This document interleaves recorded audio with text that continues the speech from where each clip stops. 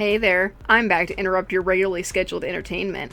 Before getting into the meat of this video, I just want to say that I upgraded a lot of stuff in the last few weeks and months, and that is entirely why it's been so long since the last video. Not that I can't focus on anything for more than 2 seconds at a time and constantly have the jitters. I upgraded my entire PC setup, so I don't have access to most of my old video files yet, and the new stuff that I have been recording, I've accidentally recorded in a file format that the editing software can't read. Whoops. I'm in the process of trying to fix most of these issues, so here's to hoping I get a little more consistent. Unlikely, but we can try here. Thanks. Anyway, to get it out of the way, I'm now using Clip Studio Paint to make artwork instead of Paint Tool Sci, so there's that first update. I don't believe I have any other video footage using Paint Tool Sci stored away anywhere, so we probably aren't going to be seeing that program ever again. Secondly, I have officially moved off of Windows Movie Maker for video editing. Hallelujah, I know. I'm now in the process of trying to learn how to use DaVinci Resolve instead. Bam, pow, kaboom, hopefully that means things are flying across the screen as you're watching. Both of these tidbits of information should be present in the video descriptions from now on. If I forget, just tell me, I'll add them. Thirdly, I'm not going to be streaming through YouTube anymore. As of right now, YouTube is just so strict with music and sounds in general that sometimes I just feel if I breathe wrong, I'm going to get a copyright claim. If you are interested in watching me work on art or even playing some video games, check me out on Twitch. The link and schedule should be on the screen now if I learn how to edit the video correctly. I'm already pretty close to gaining an affiliate status, so it would be awesome if you can check it out and just hit the follow button. Me and my mods really look forward to talking to you. Yeah, specifically you, because we want to make some friends. Check me out on Twitter too if you want some scheduling updates or me posting art and, random day-to-day shit, because I'm probably the most active there with my inane screaming. Okay, I think that was my longest intro ever for a video, so let's move on to the actual video. Let me preface this entire thing by stating that I am by no means shitting on the things I am discussing here as a whole. If you like a movie or a show I bring up in the discussion, that's fine. I'm not about to wield a torch and pitchfork just because how dare you like a thing with bad or questionable content.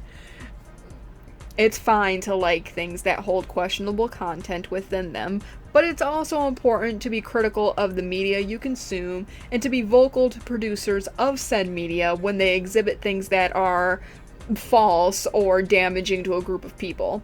It's important to learn lessons from the people who are directly affected by these depictions and how and why they are being criticized in the media.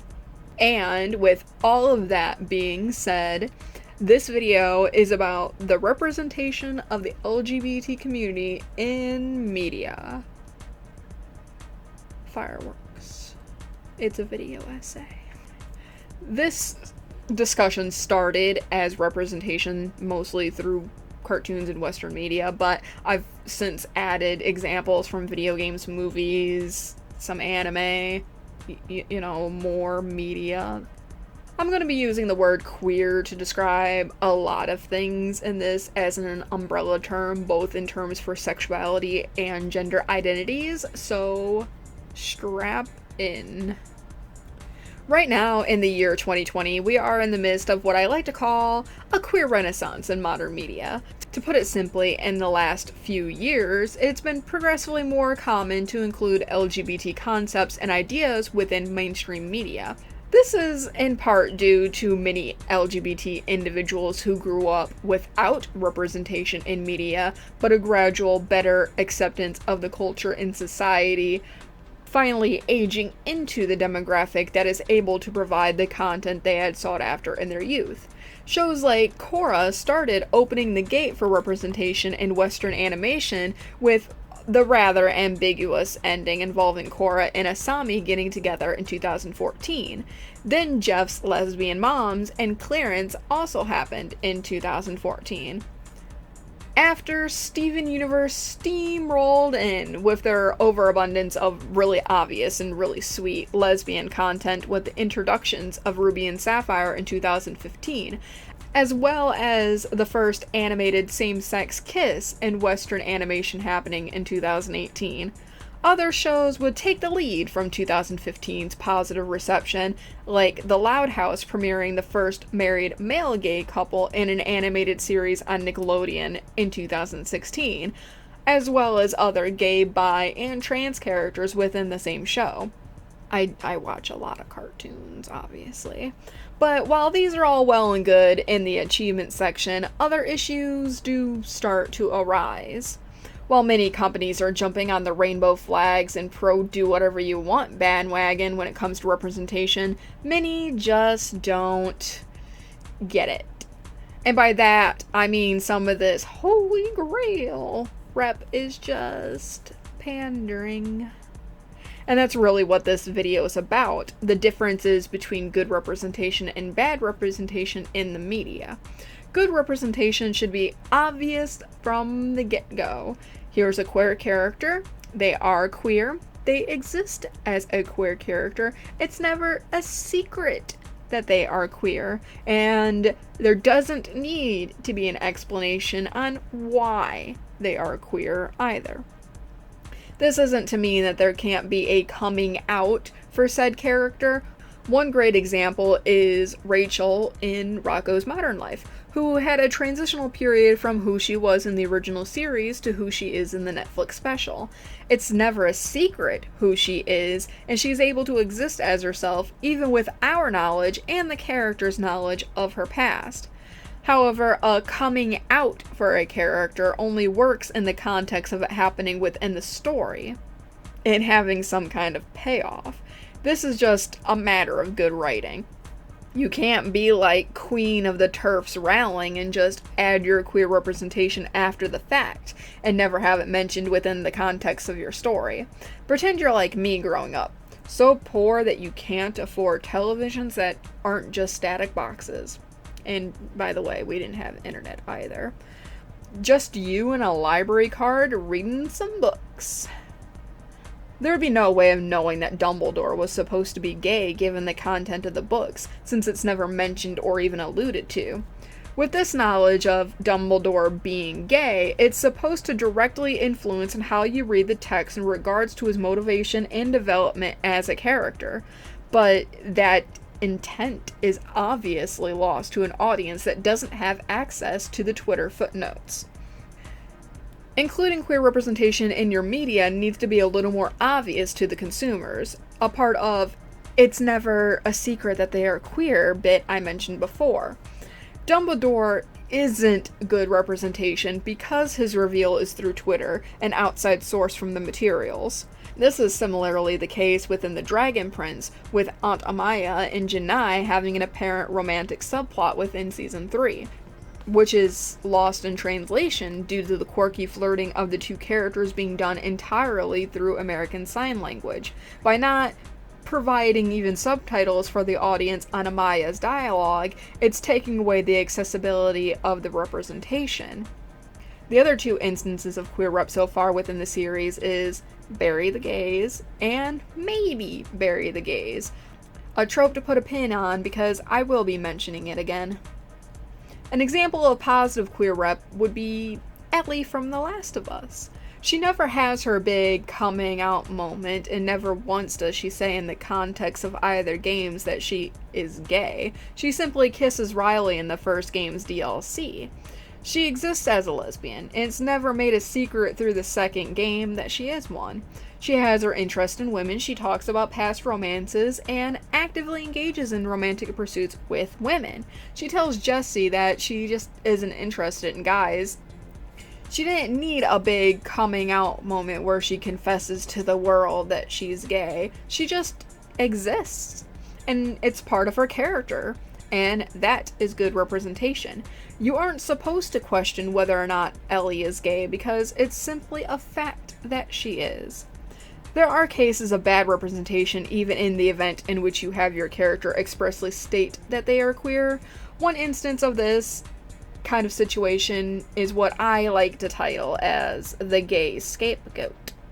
The gay scapegoat trope, similarly to the token gay best friend trope, is a thinly veiled queerbaiting tactic, honestly. Specifically, it's when the creators of a piece of media will use the "I'm gay" response as a way to ensure that two characters of the opposite sex aren't romantic interests to one another, and then never develop the gay character past that. Never mentioning it again, never giving them any inclination of romance at all, the works. A prime example of this, and entirely the reason why I decided to write this essay in the first place, is Adam from The Hollow. In season 1, Mira kisses him and he shows no interest in reciprocating her affections. That's fine and good, and honestly could have been left at that. Instead, season 2 rolls around with the reveal that Adam is gay. And that's why he wasn't interested in Mira in season 1. Not that they really should have had time for romance anyway, considering the could-be life or death situation that they found themselves in, but, I mean, I digress. Adam being gay is never brought up again in the rest of the show, and is never shown to have any interest in guys, and obviously isn't given a love interest, while the straight or presumed straight characters are. They forcibly write in this one line of dialogue as an explanation of why he's not interested in Mira despite her advances. I call this a gay scapegoat because it's nothing more than a cheap and lazy way for the screenwriters to make a guy and a girl platonic friends when it's just not needed. Two people can just be friends without needing an "I'm gay" as an excuse. It does not add in any way to the story that Adam is gay. It's a very heteronormative way of writing because, God forbid, a chick have a dude for a best friend. You shouldn't be trying to use queerness as a cop-out on a romantic subplot.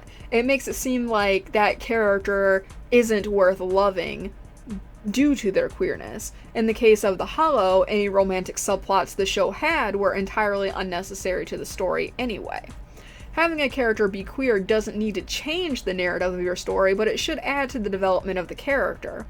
The coin flip of the gay scapegoat situation would be Benson from Kipo, who had a very similar starting point to Adam from The Hollow. Kipo and Benson go off to Ratland Amusement Park, and Kipo mistakenly thinks it is a date, and confesses to having a crush on Benson, only for him to turn her down because he is gay. Now, unlike The Hollow, where they never mention Adam's sexuality again, they continue to showcase Benson's sexuality throughout the show. During the Mulholland episode in season 1, Benson's ideal fantasy was a pool party featuring a bunch of cute boys, and later he is shown to have a crush on a boy named Troy from the borough. Season 2 further expands on this with a kiss on the cheek, confirmation of a date, and a small silly subplot with Benson asking Wolf and Dave to talk him up in order to put him in good standing with Troy's dad, a subplot which ends with the show reiterating again that Benson is gay. It isn't a forced one-liner thrown in to prevent developing the character, but something to add to the character. This is the difference between good and bad rep. Benson's ability to have a romantic subplot isn't hindered by him being gay, versus Adam not getting one at all is due to him being gay. I say this gay scapegoat trope is similar to the token gay best friend trope because both are used as writing devices that use gay people as an accessory to straight plot lines, and often used in a way in which the character's queerness is either a caricature of who they are rather than just a trait they exhibit, or something to be ignored altogether. So my example of Adam from The Hollow is gay to prevent him from having a romantic lead for Mira, while Kai hints at having a crush on Mira and later Vanessa, is an example of queerness catering to a straight plotline. Never mentioning Adam's queerness ever again is obviously meant to ignore that aspect of his character. We're woke kids, we swear, but we just don't want to be in your face about it. While a token gay best friend example would be Damien from Mean Girls, in which this character's queerness is pretty much his entire character, and is continuously treated as a punchline for humor revolving his character. He doesn't really have goals and ambitions relevant to the plot of the story, but man is it funny that he's too gay to function, and she doesn't even go here when he's in the gym sequence when all the girls are supposed to be having their heart-to-heart and team-building exercises. And oh boy, was it funny when he kisses Janice during the dance, right? Right? They are literally holding the laugh cue card above your head. Token gay friend characters are typically gay men who are sassy, flamboyant, overly feminine, and they might talk with a lisp or do the girlfriend please or know the difference between brands of designer shoes, I guess. Like I said, a stereotype caricature of what straight people view gay people to be like. Like King Richard in Gallivant, who is depicted as being quirky and stereotypically gay in order to land a nice, maybe you do belong here punchline in the gay bar episode of season 2, but then gets thrown into a heteronormative romance with Roberta? It was funny, right? You see, he was so sassy and a gay stereotype because he was a virgin. It's funny, I swear. ABC wants you to laugh, goddammit. This trope was addressed in a film called GBF in 2013, with the plot being that a clique of popular girls wanted a gay best friend to tote around like an accessory because, duh, all the famous and popular women have a gay best friend. While the film wasn't a 10 out of 10 in terms of plot or acting, it did discuss the serious topic of how fetishization of gay men and forcibly outing someone ultimately harms societal views on queer youth, but also on their own views of self-worth. I briefly touched upon gay baiting, but I just want to keep it brief for those who might not know about it. Gay baiting is when writers purposely put in a lot of queer subtext, language normally used by the LGBT community, or just a lot of romantic imagery that would typically be associated within a romance between a straight couple. Like BBC's Sherlock, in which John asks Sherlock in episode 1 of the series if he has a girlfriend, and Sherlock responds that girls aren't his type. And then John corrects himself and asks if Sherlock has a boyfriend instead, and Sherlock just smiles instead of answering. Or in Food Wars, when Erna and Hisako are just longingly gazing at one another with flowers and sparkles and lovey-dovey music playing in the background, only for it to literally not mean absolutely anything at all other than serving to be catering to a male gaze.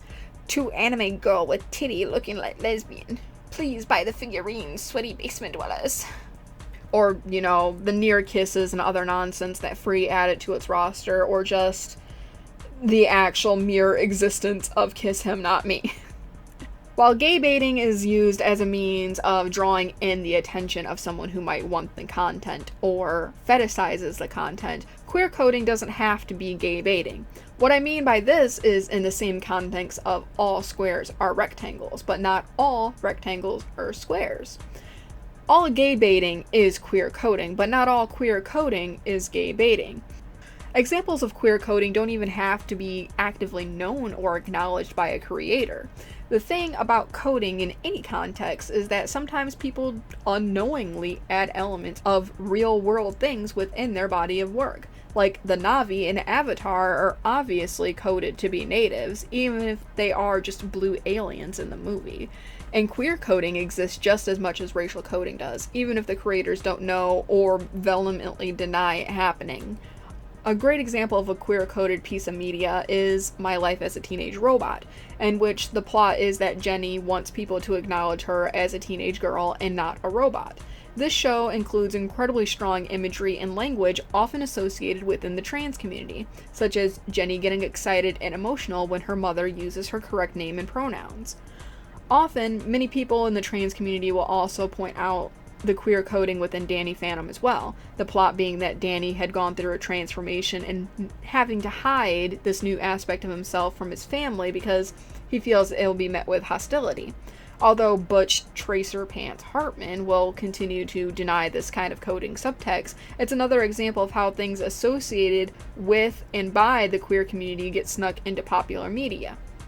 So, to summarize this, coding is a thing, a neutral thing.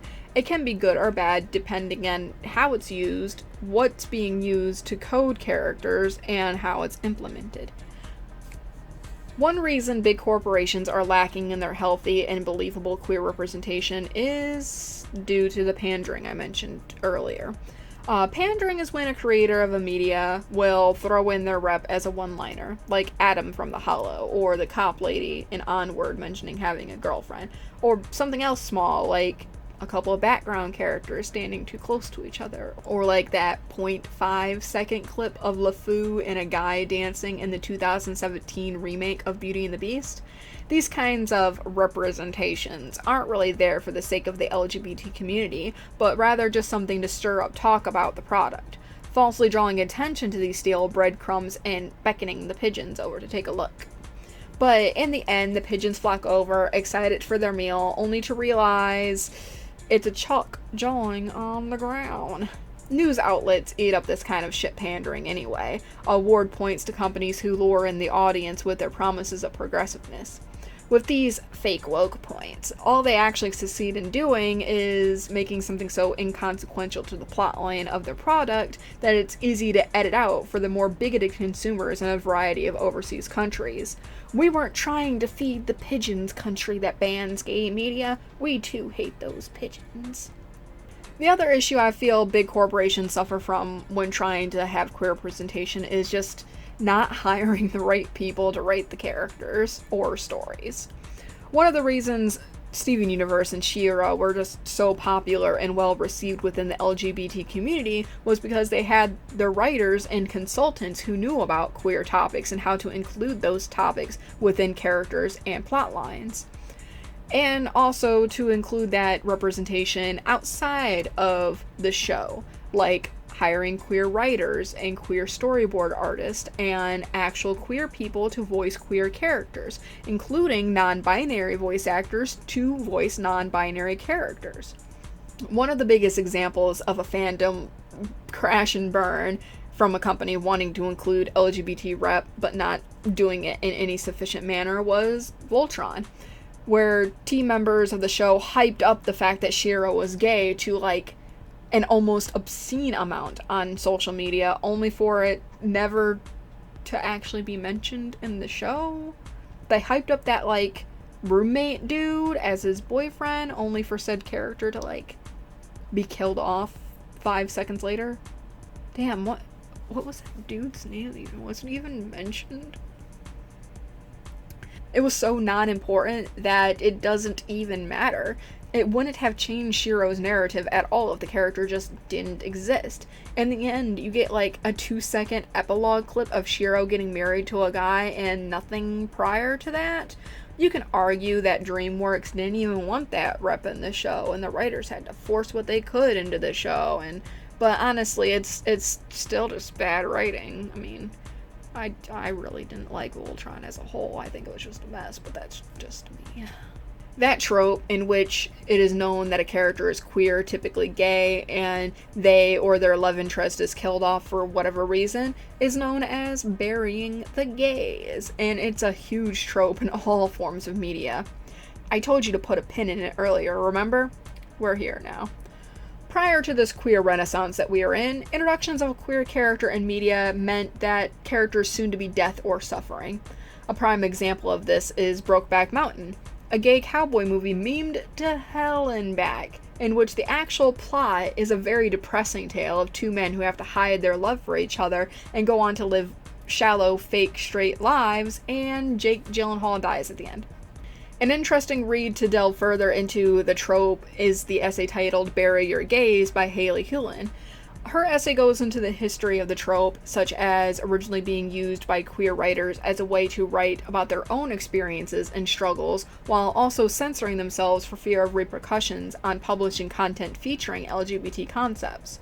And later, how the trope was adopted by straight people, but they never bothered to change it despite queer suffering no longer being needed in order to publish the body of work. While initially this trope surfaced as a means to gain sympathy to the LGBT community in some cases, to highlight our struggles or how we are only human too, in the end it just perpetuates that helplessness we all feel in terms of change and acceptance, especially since the trope is now used less and less by queer people and more as a device used by straight people trying to fabricate tales of gay experiences. A lot of films that fall into the bury the gays trope that feature an LGBT lead character tend to be really artistic Oscar bait sort of movies, but again, it goes into the fuel of the uneasiness that the LGBT community feels and how our suffering is now just being monetized for entertainment. Alternatively, introductions of a gay character could also mean that the character was evil in some manner. Sure, the writers of these kind of characters would probably go, "But I'm not homophobic. As long as they don't hit on me, I don't care that they're gay." But the truth of their apparent homophobia is obvious in the writing. This isn't about characters just coded to be queer like Disney villains, but rather characters that are more expressively queer, again typically gay. It's a long-standing issue in media in which a gay man is not only a bad person, but also a sexual predator of some kind. For example, Puri Puri Prisoner from One Punch Man, an excessively flamboyant, muscular man who is on the run from law enforcement due to breaking out of jail. While he is also depicted as being a top hero in their society, he is also blatantly a convicted rapist. Scenes with this character during season 1 of the show include showing him verbally harassing men he finds attractive, and season 2 shows him having a flock of equally flamboyant gay stereotypes cheering him on. Oh, and he fights butt-ass naked too, for some reason. Maybe it's just my Western ideal of heroism, but I don't think you can be a rapist and a good person, no matter how quirky they try to write your character after the fact. Or the anime Dorohedoro, in which a character named Chota is in love with a character named En. Chota is another very stereotypical gay man character, as I mentioned before with the example from Mean Girls, except he's depicted as being endlessly clingy and desperate for En's attention, and En continues to be mildly disturbed or angered by this and rejects his advances. He actively sabotages En's goals in regards to a female character named Nikaido, not because he wants to help this poor woman who is kidnapped and being brainwashed and held against her will, but because Chota is jealous that En wants her instead of him. He tries to get rid of her numerous times before she finally gets separated from En, after which Chota is transformed to look like Nikaido, at first being upset about this, only to realize that he can now have En's attention and affections all to himself while he looks like her. I mean, besides Puyo Puyo Prisoner being like an actual rapist, and Chota, so far as I know, isn't, they're practically the same character. Can I get a yikes all the way from the back row, please? Let's mention Coded for just a second here with Silver from Skyfall as an example. The creators of the character don't really expressly want to state that the character was supposed to be gay, but the first meeting between Silva and Bond involves the dude rubbing up and down Bond's thighs really close to his crotch. What else is this supposed to be interpreted as besides a gay man being a sexual predator? I feel that the issue of gay male villains being sexual predators is also why, in this queer renaissance, most of the healthy LGBT rep that we are getting is mostly lesbians. The way male and female queer characters are depicted are typically two sides of fetishization, both of which share similarities when it comes to how well a man is told no. Gay men are fetishized by straight women for their sexuality being viewed as some kind of taboo. It's the concept of male vulnerability and submissiveness that straight women don't feel they have access to in their own relationships, and thus they are attracted to it in the portrayal of gay men, while straight men are afraid of gay men, for the same reasons why many women are scared of straight men. And that's the cultural norm of not giving up on pursuing someone even after they are told no. It is why there's so many "as long as he doesn't hit on me" type of homophobes in the world. So this idea of overly sexual gay men being dialed up to an 11, and the idea that gay men will continue to pursue like a straight man would to a woman, is why the character usually turns into a sexual predator. While lesbians are often depicted in a centralized manner of being submissive to the male gaze, it is easier for writers to depict them in an approximation of a healthy and loving relationship, because men who fetishize them aren't doing it due to the taboo nature of a female same-sex relationship, but because a straight man often thinks he can put himself between them. Because lesbians don't actually exist according to straight men. While we are briefly on the topic of gay villains, let me just state that it's okay for a gay character to be the bad guy, just not when the only gay character in your entire piece of media is the bad guy, especially when that gay bad guy is depicted as a gay stereotype caricature.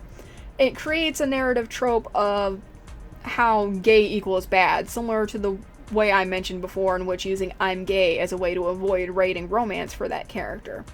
When your good guy and bad guy are both gay or queer in some other way, the struggles aren't directly linked to their differences as characters or people, but rather their differences in goals.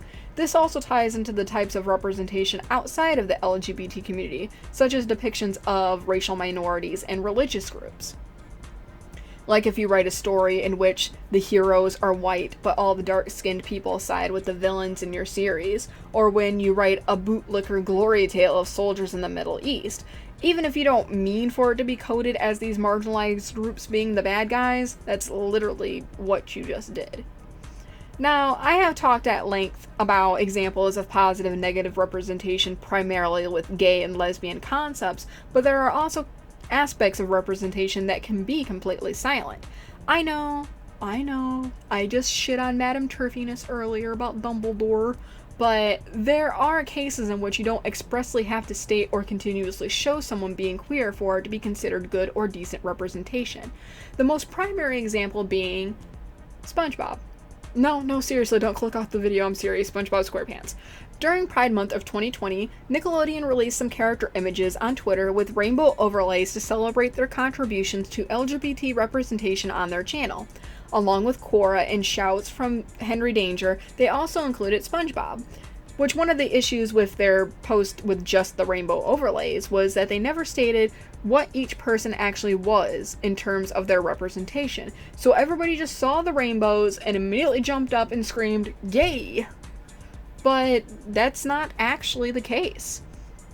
Before dating Asami, Cora had also dated male characters within the show, thus in theory making her either bisexual or pansexual, due to me not seeing anything within the comics to suggest that she was faking her attractions to Mako and Bolin.